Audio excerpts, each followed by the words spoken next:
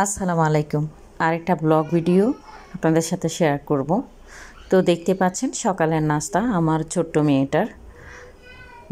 যদিও তার নাস্তাগুলো খুবই হাস্যকর, তারপরেও যেটা বলে সেটাই আমি করার চেষ্টা করি, যেহেতু বাচ্চারা খেতে চায় না। তো এই জন্য ওদেরকে আসলে যেভাবে খাওয়ানো দরকার আর কি। আর এটা হচ্ছে আমার নাস্তা প্রতিদিনের, কারণ আমি একবেলাতে খাওয়া দাওয়া করি। সারাদিনের ডায়েট বলতে পারেন। তো এখানে আমি ঘি দিয়ে, তারপরে বাটার দিয়ে বা ডিম, তারপরে হচ্ছে সালাদ, এগুলাকে মিক্স করে এরপর হচ্ছে ব্ল্যাক কফি, যেখানে ঘি 1 চামচ, নারিকেলের তেল 1 চামচ, তারপরে হচ্ছে পিঙ্ক সল্ট, যেহেতু আমার প্রেশার লো থাকে। এগুলো সব মিলিয়ে আসলে ডায়েট করার চেষ্টা করি।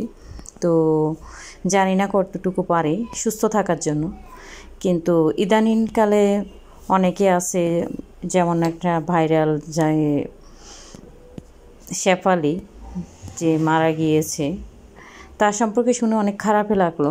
আসলে নিজের যৌবন ধরে রাখার জন্য বিভিন্ন ধরনের মেডিসিন নিয়ে সে ওই মেডিসিন দীর্ঘদিন খাওয়ার কারণে মারা গিয়েছে।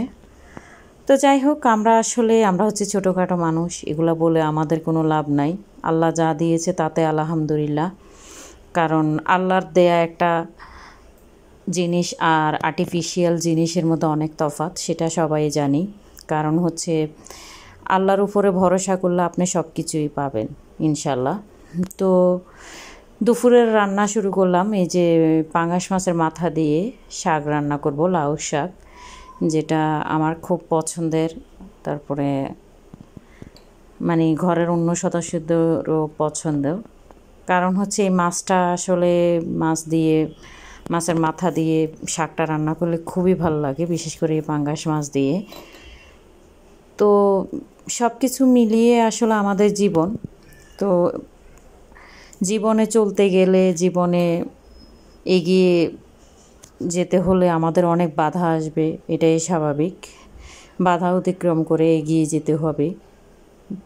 পিছিয়ে গেলে কিন্তু আপনি পিছিয়ে থাকবেন। তো আমি বলবো, জন্ম হোক, যথাযথ কর্ম হোক, ভালো ভালো ভালো কিছু করলে, ভালো কিছুর মধ্যে আল্লাহর রহমত থাকে সব সময়। আপনার নিয়ত ভালো থাকলে বরকত হবে, এটাই স্বাভাবিক। মহান আল্লাহ আমাদেরকে সৃষ্টি করেছেন, আমরা সৃষ্টির সেরা জীব। তো আমি মনে করি আমরা সবসময় নিজেদেরকে এবং আশেপাশে যারা আছে সবাইকে নিয়ে ভালো থাকব। তো ভালোবাসা আর সংসার, এগুলা কিন্তু একে অপরের সাথে জড়িত। এটা আসলে বলে শেষ করা যাবে না। আসলে কি, সংসার করতে গেলে আমাদের ছোটোখাটো অনেক স্যাক্রিফাইস করতে হয়, হিসাব করে চলতে হয়। কারণ হিসাব না করলে আপনি ফ্যামিলিতে বলেন, সমাজে বলেন, আপনি টিকে থাকতে পারবেন না। এখনকার সমাজের যে ব্যবস্থা, প্রত্যেকটা জিনিস থেকে শুরু করে সব কিছুর দাম বাড়তি। তো আমি মনে করি প্রত্যেকটা জিনিস কিন্তু আমাদের মহিলাদের হাতে থাকে। যেমন ঘরের রান্না বান্না, খাওয়া দাওয়া, যেগুলো পুরুষরা তো বাজার করে দেয়, কিন্তু আমরা যদি একটু সাশ্রয়ী হয় তাহলে কিন্তু অনেক টাকাই আমাদের বেঁচে যায়। তাদের যে কষ্টটা সেটাও সার্থক। আর ছেলে মেয়ে তাদের ওইটাও আমি মনে করি একইভাবে করা উচিত। তো এই তো আমার শাকটা হয়ে গিয়েছে, এর মধ্যে রসুন কুচি দিয়ে দিলাম। পাঙ্গাস মাছ দিয়ে খুবই ভালো লাগে, আমার খুব পছন্দের তরকারি বলতে পারেন এই শাকটা। তো সংসারে যে আমরা যদি সচেতন হই, কিন্তু অনেক কিছুই কিন্তু আমরা করতে পারি। প্রতিদিন আমি মনে করি প্রত্যেকটা মানুষের সেভ করা উচিত, সেটা টাকা দিয়ে হোক কিংবা কাজ দিয়েই হোক। প্রত্যেকটা, যেমন আমার ঘরে কোনো কাজের লোক আমি রাখি নাই, আলহামদুলিল্লাহ প্রত্যেকটা কাজ আমি নিজের হাতেই করি। তো সেই অনুযায়ী বলবো, আমি বাহিরে যেমন কাজের লোকের পিছনে ঘুরে টাকা নষ্ট করাইয়া, অনেকে হয়তো পারে না শরীরের জন্য। যাই হোক, আলহামদুলিল্লাহ এ পর্যন্ত করতে পারতেছি, এটাই হলো সবচেয়ে বড় কথা। তো এর মধ্যে আমি আরেকটা তরকারি বসিয়ে দিলাম সরিষার তেল দিয়ে, তারপরে আদা রসুন এক হাফ টেবিল চামচ করে দিয়ে আমি এখন যে তরকারিটা করছি এটা হচ্ছে সিমের বিচি। তো এর মধ্যে আলুটা দিয়ে দিলাম, আগে আলু দিব, কারণ সিমের বিচি কিন্তু তাড়াতাড়ি সিদ্ধ হয়ে যায়। স্বাদ মতো লবণ দিয়ে আলু দিয়ে এর মধ্যে আমি ধনে জিরের গুঁড়া 1/2 টেবিল চামচ করে, তারপর লাল মরিচের গুঁড়া, হলুদের গুঁড়া 1 টেবিল চামচ করে দিয়ে এটাকে আমি একটু কষিয়ে নিব। আলুটাকে একটু হালকা ভেজে একটু কষিয়ে নিলে তাহলে কিন্তু এটা আগে থেকে একটু মানে হয়ে আসলে তখন যদি সিমের বিচিটা দেওয়া হয় তাহলে কিন্তু খেতে খুব ভালো লাগে।